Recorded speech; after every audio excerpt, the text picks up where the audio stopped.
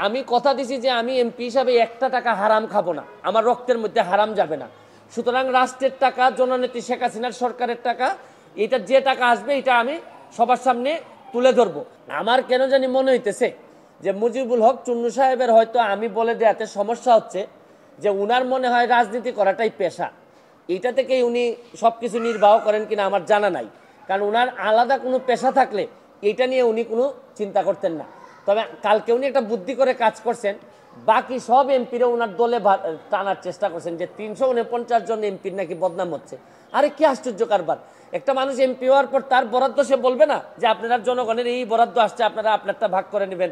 এটার বলার মধ্যে শুনেন, এই মুজিবুল হক চুন্নু সাহেব সম্ভবত এই প্রথম বঙ্গবন্ধুর একজন আদর্শের সৈনিকের মুখোমুখি হয়েছেন।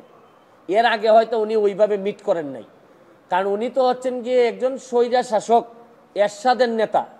স্বৈরা শাসক এরশাদ, যিনি সারা জীবন এইরকম জোর জবরদস্তি আর টাকা বানানো ছাড়া তার নেতাকর্মীদের খুব বেশি কিছু শিখাই যান নাই। আমি আমার যে কাজ বিশ্বাস করে করি, স্বচ্ছতার সাথে করার চেষ্টা করি, যতদিন করব ততদিন এমপি থাকবো। এটা কি আমার বাপের পোস্ট নাকি যে সারা জীবন থাকা লাগবে এখানে? আমার যদি যোগ্যতা না থাকে, আমার চেয়ে ভালো লোক যদি আসে এমপি হবে। কিন্তু আমি যতদিন আছি অতদিন যেটা সাধারণ মানুষের, আমি চুন্নু সাহেবের কথায় আমি এমপি হই নাই। আমি এমপি হয়েছি আমার 7 লাখ মানুষের ভোটে এবং দোয়া এমপি হয়েছি, এবং ল্যান্ডস্লাইড বিক্রি হয়েছে আমি আমার জনগণকে খুশি করার জন্য যা করব তাই করব। আমি এর বাইরে কোনোদিন যাওয়ার প্রশ্নই আসে না। স্পিকারের কাছে উনি বিচার দিলেন, তো যেহেতু পয়েন্ট অফ অর্ডারে উনি বলেছেন, আমি উত্তর দেওয়ার সুযোগ পাই নাই। আমার প্রশ্ন হচ্ছে কি, উনি বিরোধিতা করবেন সরকারি দলের, কিন্তু উনি বিরোধিতা শুরু করছেন স্বতন্ত্র প্রার্থীর। এবং কি বিষয়ে বিরোধিতা, উনি তো আরো খুশি হওয়ার কথা যে আমরা আমাদের হিসাব দেওয়া শুরু করছি।